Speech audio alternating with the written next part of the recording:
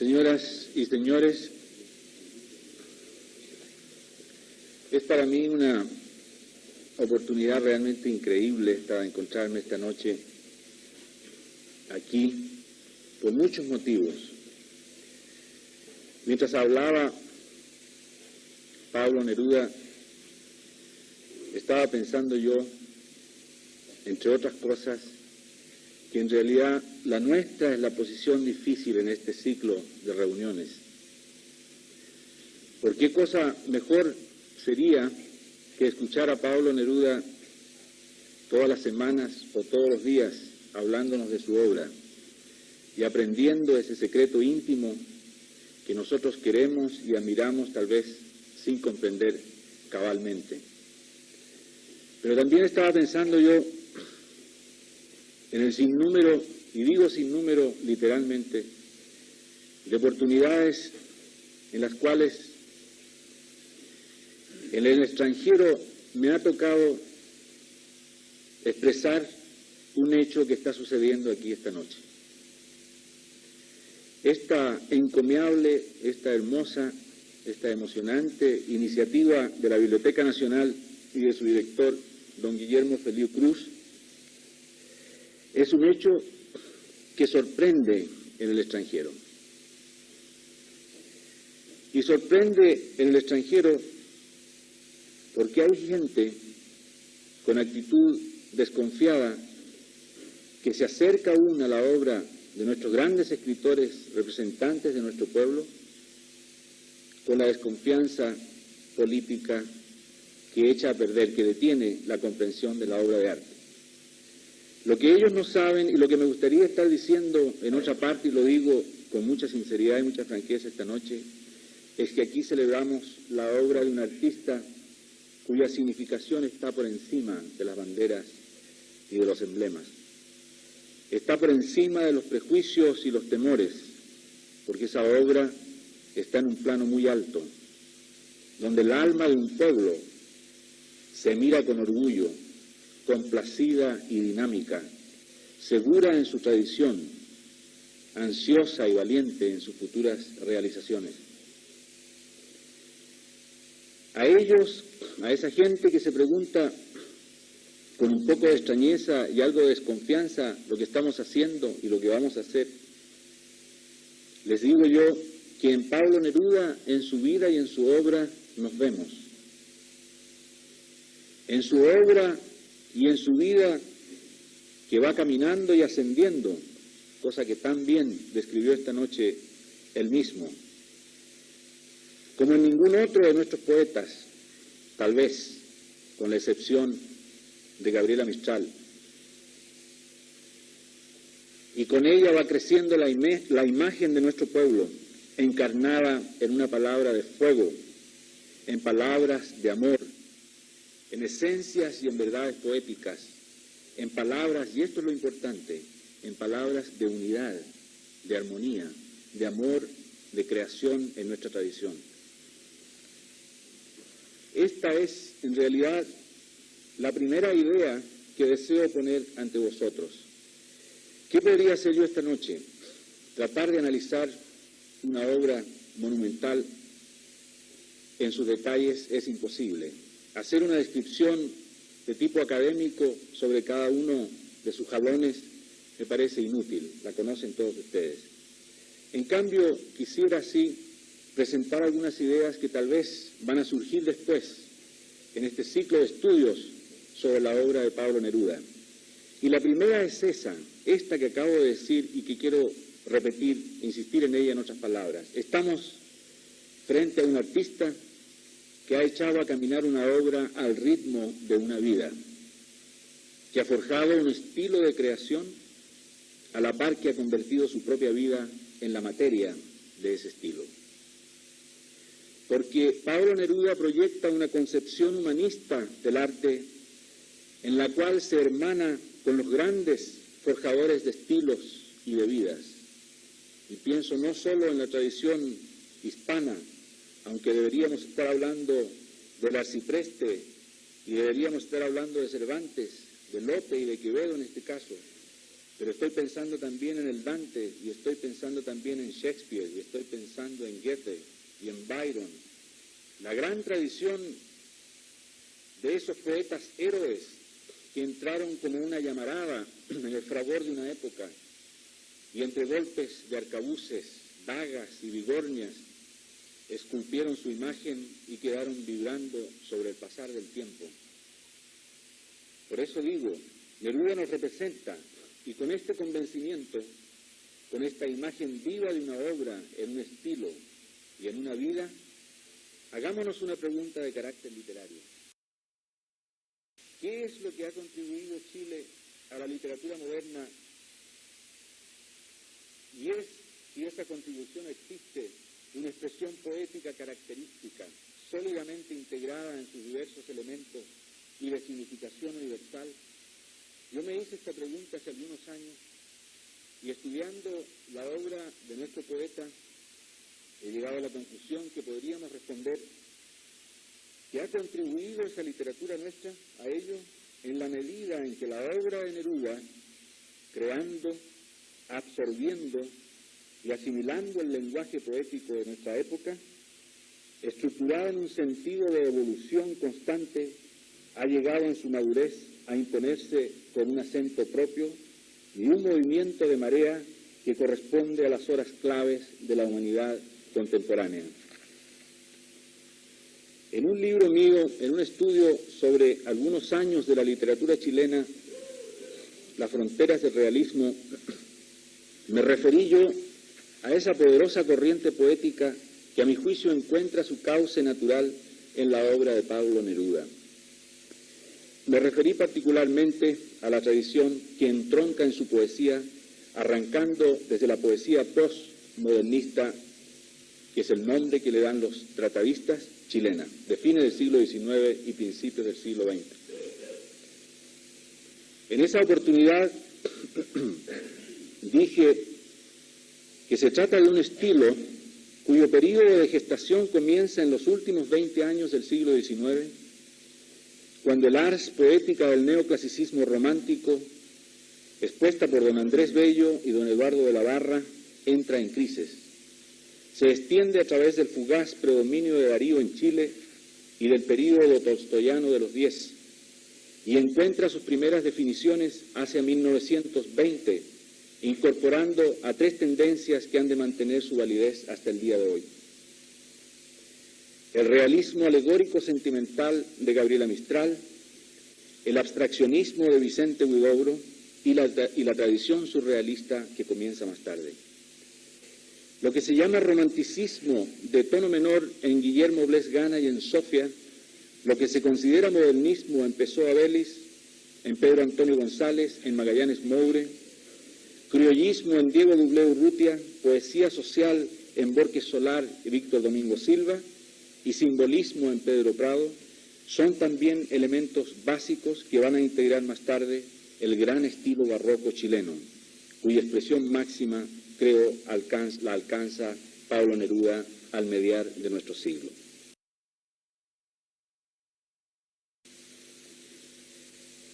Interpretar entonces la poesía de Pablo Neruda es en realidad una tarea doble, para nosotros por lo menos. Significa comprender cómo recibe en su cauce esas raíces de la poesía chilena e hispanoamericana que viene creciendo desde fines del siglo XIX, por una parte. Y además es preciso analizarla y estudiarla y comprenderla en su estructura que se muestra en constante evolución, como un proceso vivo que tal vez, como el mismo Pablo Neruda lo ha dicho esta noche, no encuentra y no tiene por qué encontrar su forma definitiva. Recordemos que cuando González Martínez decía alrededor de 1920 aquella frase famosa, tuércele el cuello al cisne, en ese soneto que según él no se refería a Rubén Darío, pero debe haberse referido, en aquella época empieza su carrera literaria Pablo Neruda. Lo que González Martínez condenaba entonces era una poesía enferma de preciosismo, una poesía de brillantes metáforas, prendida en una especie de mitología hispanoamericana decadente, basada en hábiles manipuleos métricos y lingüísticos. Esta poesía, al momento de morir, buscó anhelante el soplo lírico del siglo de oro español. Y entonces tuvimos, tanto en Chile como en la Argentina, como en México y en otros países hispanoamericanos, un renacimiento de Góngora y de Lope que iba a ser de larga duración y de consecuencias profundas en la expresión lírica en español. Que Francia interviniese en el sepelio del modernismo hispanoamericano no es ninguna sorpresa. Esta noche yo escuché con mucho interés, y estoy seguro de que ustedes escucharon con igual interés, y no olvidaremos este planteamiento tan directo, tan franco, tan sencillo que hizo Pablo Neruda sobre la gestación de tentativa del hombre infinito, y particularmente las relaciones que en la gestación de este libro existen o pueden no existir con la obra de Vicente Huidobro. ¿Quién era Huidobro en aquella época en que empieza esta carrera literaria? En los años que siguieron a la Primera Guerra Mundial, Vicente Huidobro publicó varios libros en francés, con los cuales contribuyó a la fundación de la Escuela Creacionista con el poeta francés Pierre Reverdy. Si González Martínez intentó reemplazar el modernismo con una poesía de planteamientos directos y sencillos, bajo el signo del hombre del búho, Huidobro, en cambio, proclamó la necesidad de crear un vocabulario poético independiente de las limitaciones racionales de la lógica y de la realidad inmediata. El resultado está que alrededor de 1920, que es la época clave que nos interesa en estos momentos, detrás del joven Pablo Neruda que empieza su carrera literaria, yacen las cenizas del modernismo. Y frente a él, el creacionismo le mira con una cuenca vacía. Apartado, silencioso, en un uniforme provinciano, empieza entonces esta obra con una serie de libros suavemente románticos, sensualmente simbolistas. Una misteriosa y obstinada locura distingue su joven poesía de la tradición decadentista francesa. ¿Qué podemos decir de Crepusculario después de lo que escuchamos esta noche? Diría yo que en él se cuenta la historia de una amargura creciente, absorbida en cada detalle de la vida provinciana chilena. El paisaje de nocturna desolación está compuesto por maestranzas denodadas, músicos ciegos, vendedores ambulantes, bandidos, rameras y bohemios. El tiempo está detenido, o bien transcurre espeso, sobresaltado como en un sueño. Esa amargura es circunstancial. Las escenas aparecen borrosas pero concretas. Las emociones subrayan ciertos gestos y ciertas actitudes a la manera impresionista. El lector presiente que ese mundo de desesperación adolescente pronto va a desintegrarse. El hondero entusiasta sugiere ya que la poesía de Neruda evoluciona desde ese sentimentalismo anecdótico hacia una angustia metafísica. Y a la par que ese movimiento de carácter metafísico se va produciendo una presencia de una fuerza sensual que se reproduce en imágenes del hombre y la naturaleza.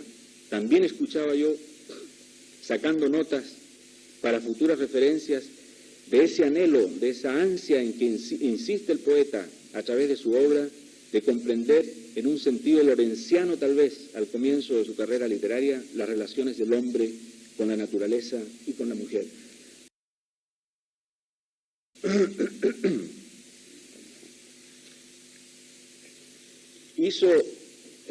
Se hizo esta noche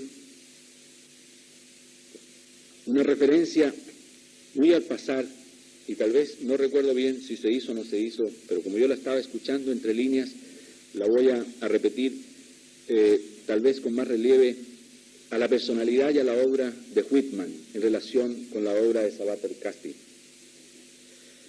Me parece que en aquella época, cuando empieza a ejercerse una influencia de Sabater Casti en algunos aspectos de la poesía hispanoamericana, es en realidad también la voz de Whitman que está empezando a sonar entre nosotros. En 1912, si no me equivoco, el poeta uruguayo Armando Basset había publicado una traducción incompleta de la obra de Whitman en una antología que apareció en Barcelona. Y Armando Basset parecía referirse a una traducción literal y directa del inglés de Whitman. En realidad, hoy sabemos que Basset tradujo a Whitman del italiano y no del inglés, y que la introducción de Whitman a la poesía hispanoamericana en realidad se basa en una carta famosa, en un artículo carta de profunda adivinación, de profundo sentido de adivinación, que escribió Martí cuando presenció en New York en 1860 y tantos una lectura que hizo Whitman de su gran poema a Lincoln. En realidad, me parece que el tema del whitmanismo en la poesía hispanoamericana y particularmente en relación con la obra de Pablo Neruda todavía puede ampliarse. Y me parece que cuando uno establece comparaciones, como por ejemplo yo mismo las he hecho, refiriéndome al poema Yo canto al cuerpo eléctrico de Neruda, de Whitman, y algunos poemas de Residencia en la Tierra de Pablo Neruda, me parece a mí que hay ciertos puntos, varios puntos que pueden discutirse, que pueden interpretarse desde diferentes puntos de vista. Pero hay una cosa que ya va formándose y que va quedando como una distinción esencial entre los dos grandes poetas. Porque Whitman queda entonces como un gran poeta espiritualista, un gran poeta de fondo y de acepción hindú, mientras que Pablo Neruda, desde los comienzos de Residencia en la Tierra, va acentuando, delineando y profundizando un credo filosófico materialista. 20 poemas de amor y una canción desesperada, para mí, es un libro rítmico, sensual, sobriamente melancólico. Se habló entonces, en aquella época o después, de la influencia pasajera de otro gran poeta hindú, y aquí otro tema para los estudiosos de la poesía hispanoamericana, del poeta hindú Rabindranath Tagore. Whitman también pudo inspirarle. Tentativa del hombre infinito, para mí muestra alguna de estas influencias, no obstante ser un libro que muy bien puede considerarse como la transición entre su poesía simbolista y la expresión de raíz surrealista que va a seguir más adelante. Lo interesante a notar aquí, desde un punto de vista literario, es que la realidad concreta va golpeando en olas de imágenes inconexas y que estas imágenes no son aún parte de un caos organizado, ni físico ni metafísico, y no implican tampoco una actitud política o filosófica determinada. Me parece que son registros de presiones emotivas cuyo origen parece hallarse en objetos materiales que el poeta conoció íntimamente durante su juventud. La verdad es que el poeta se aproximaba ya a ese sistema de imágenes materialistas que iba a alcanzar su organización ideal en Residencia en la Tierra. Anillos, un libro que se menciona a la pasada, me parece que deja también una huella profunda e importantísima en la evolución del poeta. Ese libro en que se pintan escenas del sur como estrujando el espeso óleo para depositar manchas de intoxicante color, y en el cual, sin embargo, aparecen planteamientos poéticos muy directos y figuras humanas que sorprenden por su nitidez, aunque ellas vienen estructuradas en una técnica cubista. Yo he recordado en un ensayo sobre la obra de Pablo Neruda ciertas imágenes, por ejemplo, la de Tomás Lago y otros amigos suyos, que aparecen al pasar en una especie de período azul de la poesía de Pablo Neruda. Es una bizarra confusión de exteriores e interiores y de una composición de objetos familiares al estilo de Matisse. Y es que la tendencia pictórica del poeta es predominantemente cubista. Los rasgos humanos vienen desfigurados hábilmente y al vérseles proyectados en múltiples planos nunca dejan de perder cierto parecido esencial con el original. Cuando apareció el primer volumen de Residencia en la Tierra, en 1932, Pablo Neruda había sobrevivido a una crisis que cambió esencialmente la naturaleza de su expresión poética. A primera vista, El poeta parece enumerar las ruinas de la civilización moderna y destruir el mundo sobre el cual construyen parnasianos y simbolistas. Pero esta ilusión de considerar al poeta como un representante de la decadencia, porque su vocabulario poético es un vocabulario hecho de símbolos de la decadencia, entraña en realidad un engaño en el cual han caído innumerables críticos. Me parece que el más famoso intérprete académico, estilístico de la obra de Pablo Neruda, Amado Alonso, cayó en ese error porque precipitadamente dedujo que el caos de Neruda era definitivo y que su apocalíptica enumeración del fin del mundo era su único mensaje.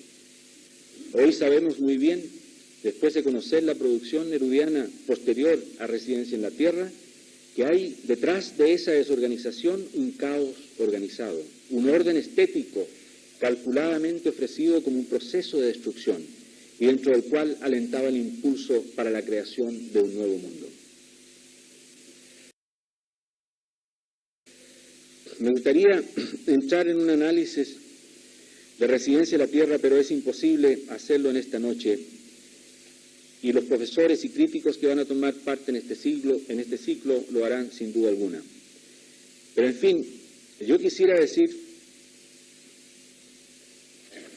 a manera de conclusión sobre este libro, sobre esta obra, que hay un elemento social en la poesía, en los 3 volúmenes de Residencia en la Tierra y no solamente en el tercero, un elemento social reconocible ya en los 2 primeros y que Amado Alonso pasó por alto y que explica lo que muchos críticos consideran un cambio súbito en el 3er volumen de la obra dedicado fundamentalmente a la Guerra Civil Española. Este cambio hacia una expresión poética fundamentalmente política coincide con la participación del poeta en la Guerra Civil Española. Neruda se esfuerza entonces en llegar a las masas con recursos tradicionales dentro de la estética literaria, como la rima. Enfrenta sus temas con actitud realista. Su concepción entera de la vida y del arte asume una orientación materialista que ahoga su vieja angustia metafísica. La cólera reemplaza a la angustia y la enumeración caótica cede su lugar a una cadena interminable de epítetos independientes. Se inspira en la poesía clásica española y para condenar a los generales fascistas de Franco adopta el estilo satírico de Quevedo. Su admiración profunda por los sueños, por el autor de los sueños, queda estampada en su libro Viajes al corazón de Quevedo.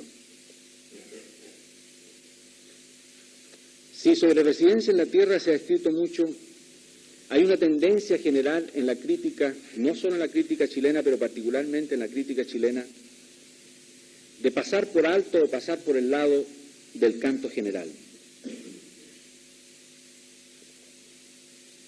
¿Por qué ha sido la crítica tan reacia a intentar el análisis profundo del canto general? Creo que por la misma razón de que esta obra monumental se ha convertido ya en el libro de la juventud, en el libro de los jóvenes poetas tanto como de los jóvenes críticos. Yo no sé si hasta Chile han llegado noticias de lo que está pasando en los Estados Unidos con respecto a la obra de Pablo Neruda. Nosotros sabemos que Pablo Neruda es el poeta más traducido en el mundo actualmente. Pero lo que no se sabe y lo que a uno le toca ver en las universidades norteamericanas y entre los jóvenes escritores norteamericanos actualmente es este culto a la obra de Pablo Neruda que comienza a desarrollarse en los Estados Unidos, afirmándose muy firmemente y dejando ya huellas entre los grupos de poetas más importantes de las 2 últimas generaciones norteamericanas. A eso me refiero cuando digo que es un libro de la juventud. Porque de este libro puede decirse lo que dijo Whitman sobre Leaves of Grass. Quien toca este libro me toca a mí. Porque el canto general es más que un cuerpo literario. Es un cuerpo vivo, con el costado abierto, con el pecho amoroso y los brazos extendidos, creciendo desde la tierra americana, surgiendo entre ríos y volcanes, mares y montañas, estirándose por los desiertos, combatiendo, perseguido, cayendo, ascendiendo y triunfando, pronto a renacer en la deuda y en la promesa, heredándose a sí mismo, dándose a la tierra para permanecer en el corazón del camarada. Dicho de otro modo, el canto general se da a quien se dio ya a la gesta de hacer un nuevo mundo americano, a quien reconoce en la historia y la geografía de América el arterial de sangre de su propia vida. Recordemos que la epopeya de Ercilla tuvo una suerte semejante, un destino semejante, porque la araucana fue mal entendida en su tiempo, cayó en manos de críticos que la leyeron con lupa, contándole las sílabas, marcando los acentos, y que la consideraron exótica y rara. En cambio, mejor suerte tuvo la araucana con Montaigne, con Voltaire, con Rousseau, que vieron la imagen de don Alonso, como decía Voltaire, donde los otros veían signos retóricos de la antigüedad romana. El canto general, y me gustaría en realidad tener la oportunidad de extenderme sobre este tema, pero en realidad solo voy a decir 3 o 4 cosas a manera de resumen sobre un ensayo inédito que tengo sobre esta obra. Me parece que en su estructura básica es una epopeya que descansa sobre 3 símbolos del tiempo y sobre 2 temas históricos fundamentales. Estos tres símbolos del tiempo son la montaña, el océano y el testamento. Y estos 2 temas históricos fundamentales son la conquista y la emancipación. Cuando digo la montaña, la entiendo un poco en ese sentido que le dio Thomas Mann cuando habló de Der Zauberberg, en el sentido mágico, que fue el mismo que la montaña tuvo para Hemingway, cuando lo incita y lo combina a una declaración filosófica esencial bajo la magia de sus poderes secretos. Machu Picchu le plantea al poeta las preguntas fundamentales, el por qué y el cómo y el sentido de la experiencia humana, de la confrontación del tema de la muerte y del paso del tiempo en un presente eterno. El poeta vuelve al análisis de la condición humana dentro de la sociedad y se pregunta angustiado qué fue de esa civilización de piedra y qué de los hombres que la elevaron y desaparecieron en sus fauces implacables, para llegar a confrontar en el ejemplo de los incas la angustia de la actual desesperanza de la humanidad. El océano, y también me parece que hay que recordar el testimonio de Thomas Mann, es asimismo espejo del tiempo, es imagen de imágenes, repetida eternamente en el vaivén de la historia, con su flujo y reflujo agigantado en el vientre inconmensurable de las edades, abierto como una caracola sin fondo a la orilla de la familia humana. Pero lejos de ser signo abstracto, como lo es en el romanticismo occidental, en la poesía de Neruda es hervidero de un mundo de criaturas submarinas que el poeta aprendió a conocer en lenta y abismada contemplación. Entre esa realidad sin tiempo medible y esa irrealidad acuática donde ensaya eternamente sus comienzos el mundo, el poeta halla la cifra del hombre, de su grandeza y de su desamparo. Y luego el testamento, por fin, es el acto de paz con la vida y con la muerte. El poeta resuelve la esquiva ecuación poniéndose un límite, sin angustia. Por el contrario, sereno y en dominio de sus facultades. La eternidad está en la humilde renuncia de nuestras armas para armar la permanencia del hombre. El poeta renace en sus camaradas, no en el recuerdo, sino en lo que su verbo hizo de íntima eternidad para sus vidas. Como Whitman, que entregó su cuerpo a la tierra en un poema famoso, y como Gabriela Mistral, que en Los motivos del barro también entrega su cuerpo al polvo para que la pisen los niños en las escuelas, para que los presos hagan ladrillos con ella en las cárceles. Así también Neruda lega su cuerpo para florecer en el polvo con que harán los hombres el camino de mañana. Y los temas históricos le conducen a una lección ética. La conquista española, en el canto general, es la aventura del hombre del Renacimiento en el laberinto de su íntima soledad, perdido en los espejos de la América primitiva, creyendo encontrar un límite al mundo en las ciudades de Cíbola, sin advertir que ese oro va a ser muy pronto el verde ojo por donde entrará a hilar en la edad agrícola de las comunidades del futuro. Y de la conquista, en el canto general, se va resueltamente a la emancipación del hombre americano. De los brujos, de los déspotas, de los energúmenos, de la Sudamérica a la que se refiere el poeta, hay un camino ancho hacia la libertad, hacia la dignidad, al amor de un nuevo orden. Es imposible en realidad para mí, yo quisiera leer algunas páginas, por ejemplo, sobre las sodas elementales, pero en realidad voy a referir al auditorio, al distinguido auditorio, a las páginas que le dedico a una interpretación de las sodas elementales en mi libro Las fronteras del realismo. Tampoco podría referirme, aunque quisiera, a toda esa obra inmensa que ha escrito el poeta después de las sodas elementales. Pero diré al pasar que toda tentativa a clasificar su obra en períodos, una tendencia muy didáctica, hablando de un período neorromántico, de un período surrealista y de un período político, me parece que es básicamente errónea. Yo escribí algunas de estas notas antes de venir para acá esta noche, y en realidad las podría haber escrito después de escuchar a Pablo Neruda, porque él ha escrito mejor que nadie su poesía como un gran río, como una gran corriente que va en una evolución constante e interminable. Así concibo yo también su poesía. Va avanzando como un río cordillerano que es potente, encabritado. Podrá valerse del disparate en el extravagario para fijar con ironía romántica las aristas de una pequeña realidad criolla, o podrá extender sus brazos con el ansia de posesión lorenciana, posesión de mujer y de tierra, del tiempo y del mundo, en versos del capitán o en sonetos, en 100 sonetos de amor.